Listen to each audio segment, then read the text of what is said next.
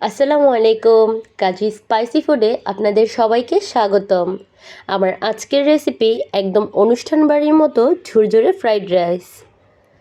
সেই সাথে দারুণ একটা সুখবর রয়েছে আপনাদের জন্য, তাই ভিডিওটি স্কিপ না করে সম্পূর্ণ দেখুন।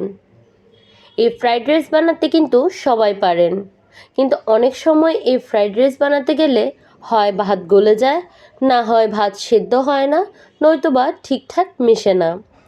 সমস্ত রকম টিপস অ্যান্ড সিক্রেটস নিয়ে আজকে আপনাদের সাথে শেয়ার করছি আমার এই রেসিপিটি। এটি একটি রিকোয়েস্টেড ভিডিও ছিল। অনেকে অনেক দিন যাবৎ আমাকে এই ফ্রাইড রাইস রেসিপিটি শেয়ার করার অনুরোধ করছিলেন। আসুন দেখে নেই আমার আজকের রেসিপি, অনুষ্ঠান বাড়ির মতো একদম ঝুরঝুরে ফ্রাইড রাইস। ফ্রাইড রাইস বানানোর জন্য সবার প্রথমে চালটাকে ভালোভাবে ধুয়ে নিতে হবে। আমি একটা বড় বাটিতে হাফ কেজির মতো নিয়ে নিয়েছি সুগন্ধি পোলাও চাল। আপনারা এখানে যে কোনো ধরনের পোলাওর চালই ব্যবহার করতে পারবেন, আবার যে কোনো ব্র্যান্ডের চালও ব্যবহার করতে পারেন। এবার এই চালগুলোর মধ্যে পানি দিয়ে চালগুলোকে ভালোভাবে ধুয়ে পরিষ্কার করে নিতে হবে। চাল ধোয়ার সময় চালে যে একটা ঘোলাটে পানি থাকে, সেটা স্বচ্ছ না হওয়া পর্যন্ত চালগুলোকে ধুতে হবে। এতে করে চাল দিয়ে ভাত রান্না করার পর ভাতগুলো সুন্দর ঝরঝরে হবে, এর মধ্যে কোনো আঠালো ভাব থাকবে না। তো আমি বেশ কয়েকবার পানি বদলে চালগুলোকে ধুয়ে নিয়েছি। তো দেখুন পানিটা একদম স্বচ্ছ হয়ে গেছে। এখন চলে যাচ্ছি ফ্রাইড রাইসের ভাত রান্না করার জন্য। চুলায় একটা হাঁড়িতে আমি বেশ কিছুটা পানি গরম হতে দিয়েছি। এতে দিয়ে দিচ্ছি 1 টেবিল চামচ পরিমাণ লবণ, দিয়ে দিচ্ছি দারুচিনি এবং তেজপাতা কুচি।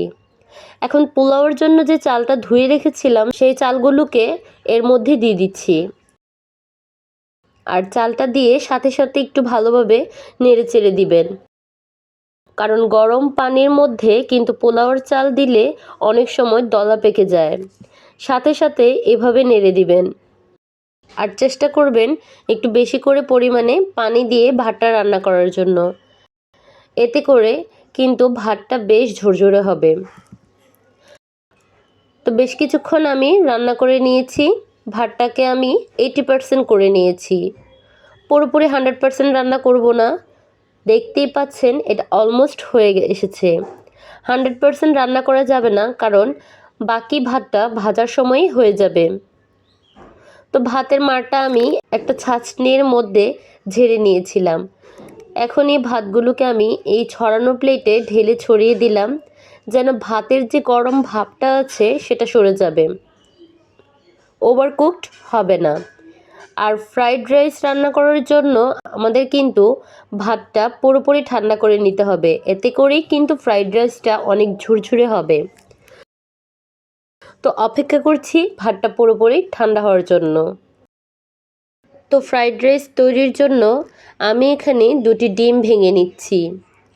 এখন দিয়ে দিচ্ছি স্বাদ মতো লবণ, আর দিয়ে দিচ্ছি হাফ চামচের মতো গোলমরিচের গুঁড়া। এখন এগুলোকে একটা কাঁটা চামচের সাহায্যে ডিমটাকে ফেটিয়ে নিচ্ছি। ফেটিয়ে নেওয়ার পর এই ফেটানো ডিমগুলোকে এক সাইডে রেখে দিচ্ছি। ফ্রাইড রাইস রান্না করার জন্য আমি এখানে বেশ কিছু ভেজিটেবলস নিয়েছি কিছু গাজর কুচি, নিয়েছি ফুলকপি ছোট টুকরো করে কাটা, আরও নিয়েছি সিম ছোট করে কাটা, নিয়েছি কিছু মটরশুঁটি, আরও আছে পেঁয়াজ পাতা কুচি, 3 থেকে 4টি কাঁচামরিচ কুচি, কাজু বাদাম এবং কিশমিশ। তো এখন আমি মূল রান্নায় চলে আসলাম। চুলায় একটা হাঁড়ি বসিয়ে তাতে দিয়ে দিচ্ছি 2 টেবিল চামচ ঘি। আপনারা চাইলে পুরো রান্নাটাই ঘি দিয়ে করতে পারেন, তবে ভাজার কাজটা আমি এখানে ঘি এবং রিফাইন অয়েল মিশিয়ে রান্না করব। তেল আর ঘি গরম হয়ে আসলে এর মধ্যে আমি ভেজিটেবল অ্যাড করব। সবার আগে আমি এখানে ফুলকপি এবং গাজর দিয়ে দিচ্ছি, কারণ আমার কাছে মনে হচ্ছে ফুলকপি এবং গাজরটা সিদ্ধ হতে সময় লাগবে, এই জন্য আমি ফুলকপি এবং গাজরটাকে আগে দিয়ে দিচ্ছি। আপনারা যে ভেজিটেবলগুলো ব্যবহার করবেন সেটার মধ্যে যে সবজিটা সিদ্ধ হতে একটু সময় লাগবে সেটা আগে দিয়ে দিবেন, দিয়ে কিছুক্ষণ ভেজে নেবেন। এখন আমি বাকি ভেজিটেবলগুলোকে একসাথে দিয়ে দিচ্ছি, কারণ এগুলো সিদ্ধ হতে খুব বেশি সময়ের প্রয়োজন নেই। ভেজিটেবল আসলে আপনারা আপনাদের পছন্দ মতো নেবেন। এবার সবগুলো ভেজিটেবলকে আমি ভালোভাবে ভেজে নিচ্ছি। ও, আপনাদের সাথে একটা সুখবর শেয়ার করার কথা বলেছিলাম। সেটা হলো, আপনাদের সকলের আন্তরিকতা ও ভালোবাসায় আপনাদের প্রিয় চ্যানেল কাজী স্পাইসি ফুড 3 মাস 13 দিনে মনিটাইজেশন কমপ্লিট করেছে এবং এটি মনিটাইজেশনের পরবর্তী প্রথম ভিডিও। আশা করছি পূর্বের মতো পাশে থেকে সাপোর্ট করবেন। আমিও আপনাদের আরও ভালো ভালো রেসিপি উপহার দেওয়ার চেষ্টা করব ইনশাল্লাহ। তো ভেজিটেবলগুলোকে কিন্তু কোনোভাবেই ওভারকুকড করা যাবে না, পানি দিয়েও সিদ্ধ করা যাবে না। ভেজিটেবলগুলো এভাবেই তেলের মধ্যে হালকা করে ভেজে নিতে হবে, এতে করে কালারটা সুন্দর থাকে এবং খেতে সুস্বাদু হয়।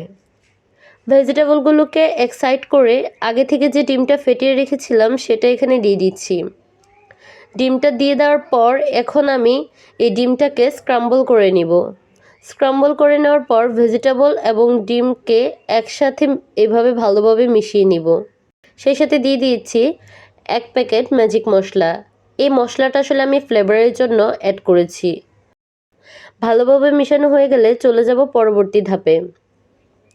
এখানে আমি একটা হাঁড়িতে 2 চামচ পরিমাণ ঘি দিয়ে দিচ্ছি এবং দিয়ে দিচ্ছি 1 চামচ পরিমাণ আদা বাটা।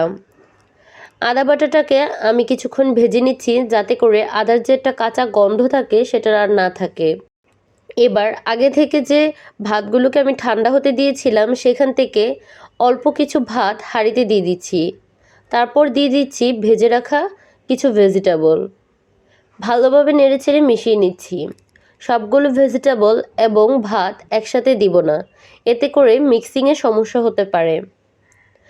এখন বাকি যে ভাতগুলো ছিল সবগুলোকে একসাথে দিয়ে দিচ্ছি। বাকি ভেজিটেবলটাও অ্যাড করে দিয়েছি। এবার ভাত এবং ভেজিটেবলটাকে ভালো করে মিশাতে হবে। ভালোভাবে নেড়েচেড়ে মিশিয়ে নেওয়ার পর এখানে অ্যাড করছি 2 টেবিল চামচ পরিমাণ টমেটো সস। সসটা অ্যাড করেছি ফ্রাইড রাইসে ভালো একটা টেস্ট আনার জন্য। তো সব উপকরণকে আমি খুব ভালোভাবে নেড়েচেড়ে মিশিয়ে নিব। ভালোভাবে মিশিয়ে নেওয়ার পর ফ্রাইড রাইসটা কিন্তু আমার পুরোপুরি কুকড হয়ে গেছে। চুলাটা বন্ধ করে আমি এটাকে নামিয়ে নিচ্ছি। তো তৈরি হয়ে গেল একদম অনুষ্ঠান বাড়ির মতো ঝুরঝুরে মজাদার এগ ভেজিটেবল ফ্রাইড রাইস। এখন আমি এটাকে সার্ভ করব। সৌন্দর্যের জন্য আমি এখানে অ্যাড করছি কিছু বেরেস্তা। আমিষ নিরামিষ যে কোনো আইটেমের সাথেই কিন্তু ফ্রাইড রাইস ভীষণ ভালো লাগে। আজকের ফ্রাইড রাইস আপনাদের কেমন লাগলো তা অবশ্যই আমাকে কমেন্টস করে জানাবেন। আর রেসিপিটি আপনাদের ভালো লাগলে আমার চ্যানেলটিকে সাবস্ক্রাইব করার অনুরোধ রইল। আপনাদের সবার কাছে আমার একটা রিকোয়েস্ট থাকলো, দয়া করে আপনারা কেউ খাবার অপচয় বা নষ্ট করবেন না। Food is life, please don't waste food. আল্লাহ হাফেজ।